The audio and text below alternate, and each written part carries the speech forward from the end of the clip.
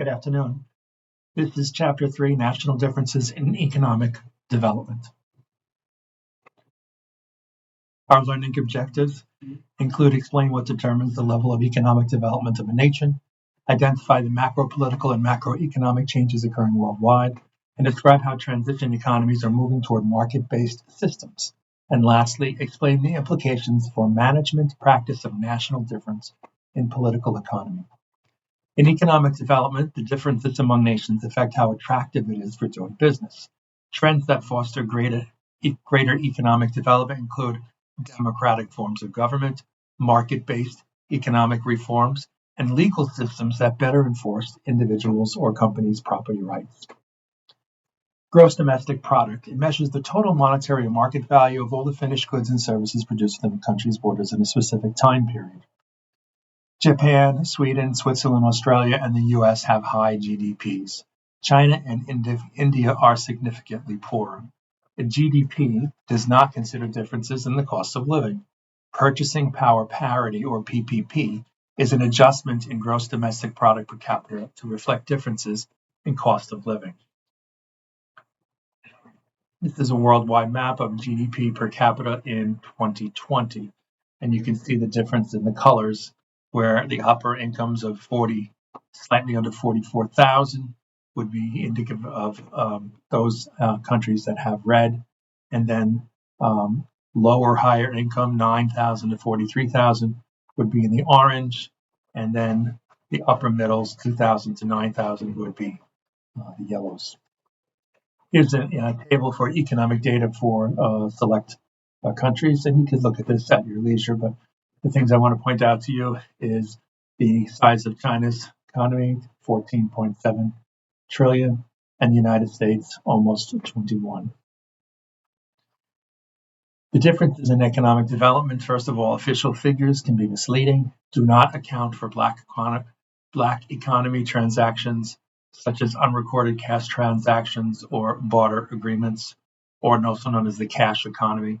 GDP and PPP data are static and do not consider economic growth rates. China and India are currently relatively poor, but their economies are growing more rapidly than many other advanced nations. And China may become the world's largest economy within the next decade. India will also be among the largest economies in the world.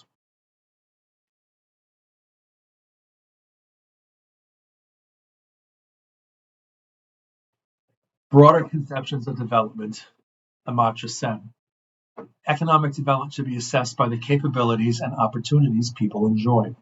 Development requires removing major impediments to freedom: poverty, tyranny, poor economic opportunities, systematic social deprivation, neglect of public facilities. Economic progress requires the democratization of political communities to give citizens a voice.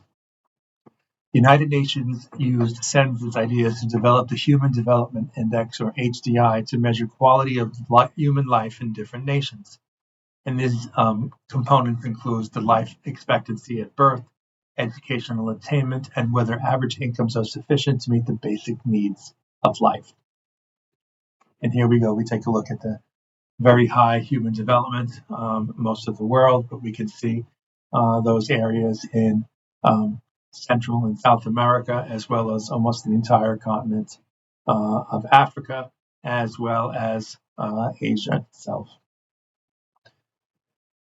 Innovation and entrepreneurship are the engines of growth. Innovation, new products along with new processes, new organizations, new management practices, and new strategies. This is what aids in innovation and development. Entrepreneurs, first to commercialize innovative products and processes, and it provides much of the dynamism in an economy. Sorry about that. Innovation and entrepreneurship require a market economy. In market economies, any individual is free to try an innovative idea by starting a business, and existing businesses are free to improve their operations through innovation. In planned economies, there is little incentive to develop new innovations because the state owns all means of production and captures the gains. Strong relationship between economic freedom and economic growth. Without strong property rights, individuals and businesses risk having innovations and potential profits stolen. This reduces the incentive for innovation and entrepreneurism. Economists Hernando de Soto claims that inadequate property protection in many developing nations limits economic growth. And that makes sense because people don't want to risk their assets if they're not going to be able to recover them if something happens in terms of like court cases or other laws that would help them become whole again. The required political system, while democratic regimes are probably more conducive to long-term economic growth. China, South Korea, Taiwan, Singapore, and Hong Kong all had undemocratic governments but experienced rapid economic growth. Property rights are only secure in well-functioning, mature democracies. Totalitarian states are detrimental to progress. They limit freedom and suppress human development. Economic progress begets democracy. Economic growth often leads to establishment of democratic regimes, for example, South Korea and Taiwan. There's also a problem of human rights violations in China. Once China has a free market system, belief is that the country will have greater individual freedoms and democracy. Well, I can tell you, I've been in China, and China's economy is exploding. The people work very, very hard, but they also have a lot of economic activity, and they have money because they all work, and all of these goods are readily available to them. They actually have more malls than any other place I've ever seen in my life. Geography, education, demographics, and economic development. Economist Jeffrey Sachs argues that countries with favorable geography are more likely to engage in trade and are open to market-based systems. It also promotes faster economic growth. Countries that invest in education have higher growth rates because the workforce is more productive. And countries in Southeast Asia have offset their geographical disadvantage by investing in education. In terms of demographics, countries with a young and growing population have greater growth potential. Growing population increases supply of labor. Younger workers tend to consume more than older workers, and aging population implies stress on government resources. States in transition, political economy of nation states is marked by three trends. Number one, democratic revolutions during the 1980s and early 1990s led to greater commitment to free market capitalism. Number two, moving away from centrally planned and mixed economies toward a more free market approach. Number three, since '05, a shift back to greater authoritarianism in some nations has resulted in a retreat from the free market model. The spread of democracy in 2021, Freedom House ranked countries into three broad categories.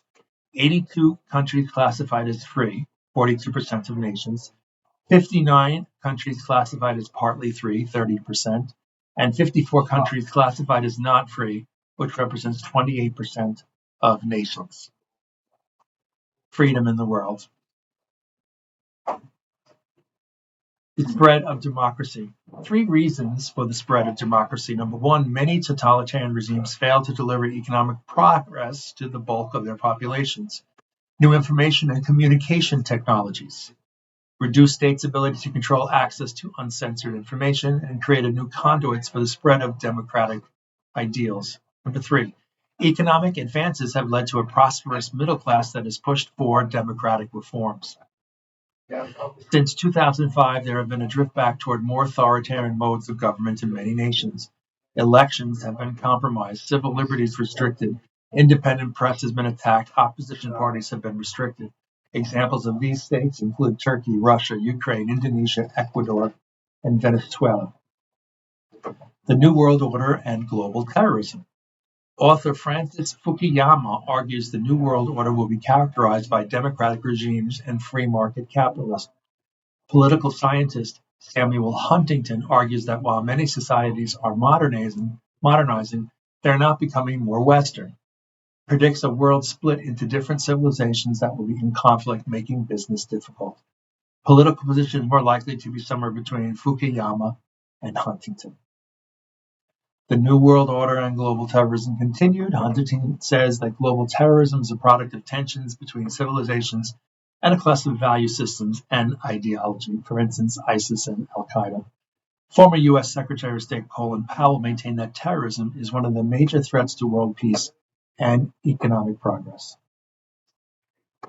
A shift from centrally planned economies to market-based economies. More than 30 countries in the former Soviet Union and Eastern European Communist bloc have changed economic system.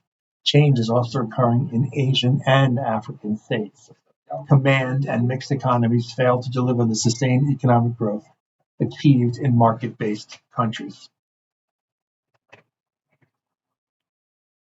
The shift toward a market-based system involves, number one, deregulation, number two, privatization, and number three, a legal system to safeguard property rights.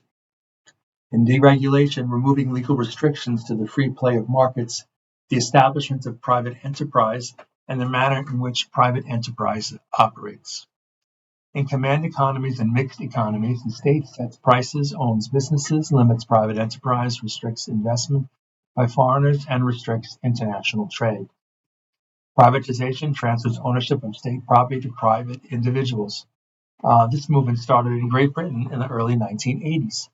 In many nations, economic activity is still dominated by state-owned enterprises. Selling state-owned enterprises is not enough to guarantee economic growth. For privatization to work, it must be paired with a general deregulation and opening of the economy.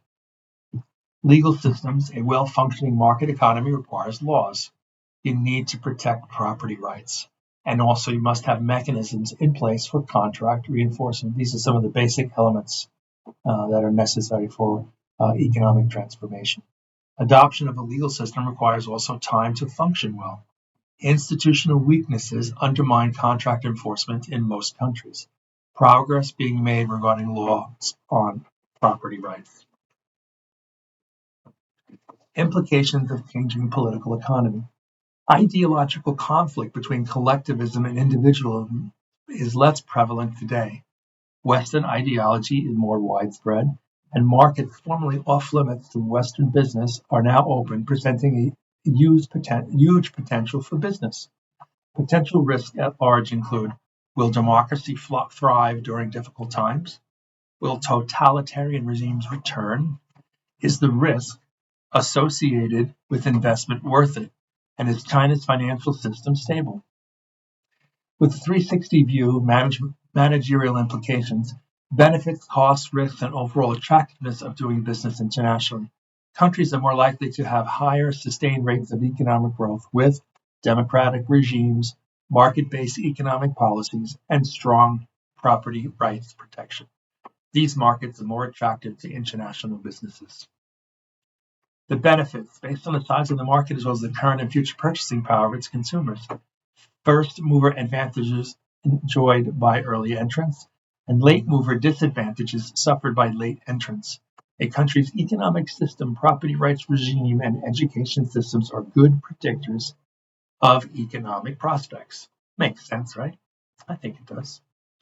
Costs, political system. Is it necessary to pay bribes to get market access? Well, isn't that illegal? Economic level. Are the necessary supporting businesses and infrastructures in place? And lastly, legal system. How do local laws and regulations affect business decisions? Are there well-established contract laws? What are the risks? Political risks. Likelihood that political forces will cause drastic changes in a country's business environment that will adversely affect a business's profit as well as other goals. Economic risk. The likelihood that economic mismanagement will cause drastic changes in a country's business environment that adversely affect a business's profit and other goals. The legal risk, likelihood that a trading partner will opportunistically break a contract or expropriate property rights. Overall attractiveness. Based on balancing the benefits, costs, and risks associated with doing business in that country. Other things being equal, the benefit, cost, risk trade-off is likely to be most favorable in politically stable development and developing nations that have free market systems and no dramatic upsurge in either inflation rates or private sector debt. Let's take a look at this diagram here. We have overall attractiveness. We have benefits, costs, and the risks. I thank you for listening. Have a great day.